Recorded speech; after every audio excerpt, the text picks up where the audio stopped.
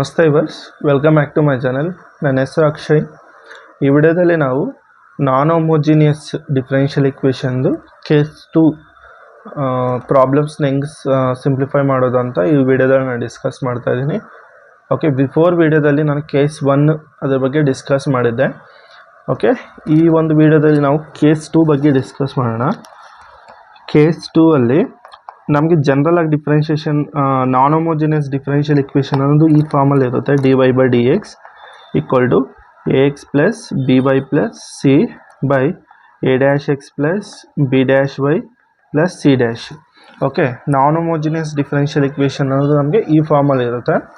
Okay, case 2 ಅಲ್ಲಿ ಏನಂದರೆ a/a' = b/b' ಏನಾದರೂ ಇದ್ದರೆ ಇದು ನಮಗೆ ಕೇಸ್ 2 ನಾನ್ ಹೋಮೋಜಿನಿಯಸ್ ಡಿಫರೆನ್ಷಿಯಲ್ ಇಕ್ವೇಷನ್ ಆಗುತ್ತೆ. ಓಕೆ, ಇಂಥ ಪ್ರಾಬ್ಲಮ್ಸ್ ಕೊಟ್ಟಾಗ ಇದನ್ನು ಹೆಂಗೆ ಸಿಂಪ್ಲಿಫೈ ಮಾಡೋದು ಅಂತ ನೋಡೋಣ. ಇದರಲ್ಲಿ ನಾನು ಡೈರೆಕ್ಟಾಗಿ ಕ್ವಶನ್ ತೊಗೊತೀನಿ. Solve dy/dx = x plus y plus 1 by x plus y minus 1 ಕೊಟ್ಟಿದ್ದಾರೆ. ಓಕೆ, ಈ ಕ್ವಶನ್ ನಾನು ಇವಾಗ ಡಿಸ್ಕಸ್ ಮಾಡ್ತೀನಿ. ಇವಾಗ ಎಕ್ಸ್ ಕೋಎಫಿಷಿಯಂಟ್ ಅದು ನಮಗೆ ಎ ವ್ಯಾಲ್ಯೂ ಆಗುತ್ತೆ. ಎ ವ್ಯಾಲ್ಯೂ ಇಲ್ಲಿ 1. ಓಕೆ, ಬಿ ವ್ಯಾಲ್ಯೂ ಕೂಡ 1 and a' value 1, b' value 1. ಅಂದರೆ a/a' = 1 ಆ್ಯಂಡ್ b/b' = 1. ಓಕೆ, ಅಂದರೆ ಇವೆರಡು ಈಕ್ವಲ್ ಆಯ್ತಲ್ಲ ನಮಗೆ. a/a' = b/b'. ಅಂದರೆ ಇದು ಕೇಸ್ 2 ನಾನ್ ಹೋಮೋಜಿನಿಯಸ್ ಡಿಫರೆನ್ಷಿಯಲ್ ಇಕ್ವೇಷನ್ ಇದು.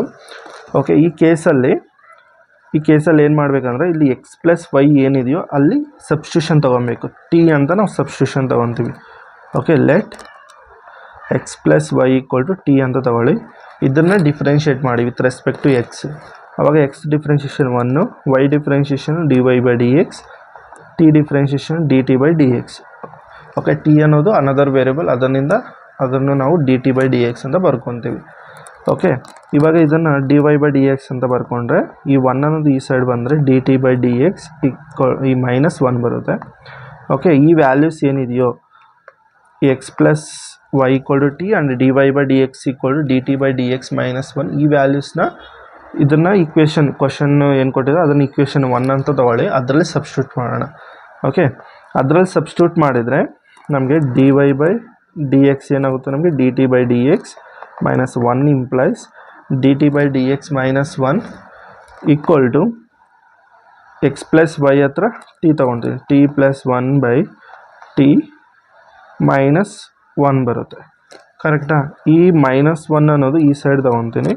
ಆವಾಗ ಇದೇನಾಗುತ್ತೆ, ನಮಗೆ dt/dx = t plus 1/t minus 1 plus 1 ಬರುತ್ತೆ. dt/dx = t plus 1.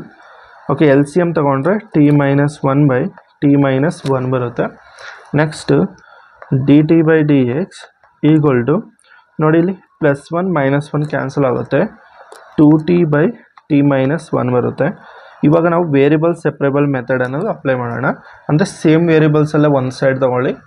Okay, next integration ಮಾಡಬೇಕಾಗುತ್ತೆ. ಸೇಮ್ ವೇರಿಯಬಲ್ಸ್ನ ಒಂದತ್ತ ತೊಗೊಂಡ್ರೆ ನಮಗಿದು t minus 1/2t. Okay, dt = dx ಬರುತ್ತೆ. ಓಕೆ, ನೆಕ್ಸ್ಟ್ ಇದನ್ನು ಸಪ್ರೇಟಾಗಿ ನಾವು ಇಲ್ಲಾಂದರೆ ನೀವು 2 ಅನ್ನೋದು ಇಲ್ಲೇ ತೊಗೊಳ್ಳಿ, ಇನ್ನು ನಮಗೆ ಸಿಂಪ್ಲಿಫಿಕೇಷನ್ ಈಸಿ ಆಗುತ್ತೆ.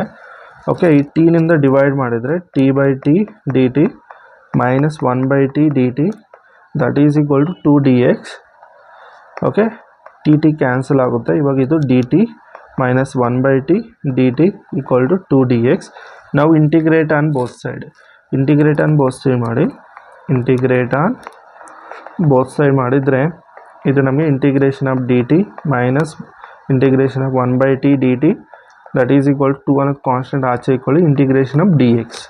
Okay, that is equal to integration of dt ಏನಾಗುತ್ತೆ t minus integration of 1/t ಏನಾಗುತ್ತೆ log t that is equal to 2 times of integration of dx ಏನು x plus constant c.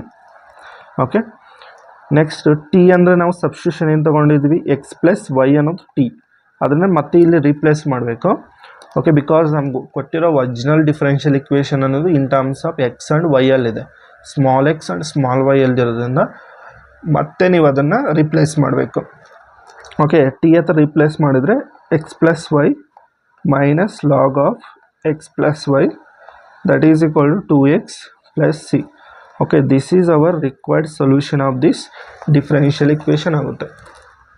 Okay, ಗೊತ್ತಾಯ್ತಲ್ಲ ಈ ಒಂದು differential ಇಕ್ವೇಷನ್ನ ಹೆಂಗೆ simplify ಮಾಡಬೇಕು ಅಂತ.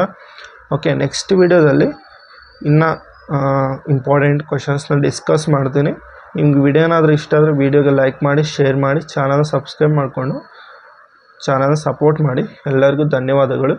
ಜೈ ಭುವನೇಶ್ವರಿ, ಜೈ ಕನ್ನಡಾಂಬೆ.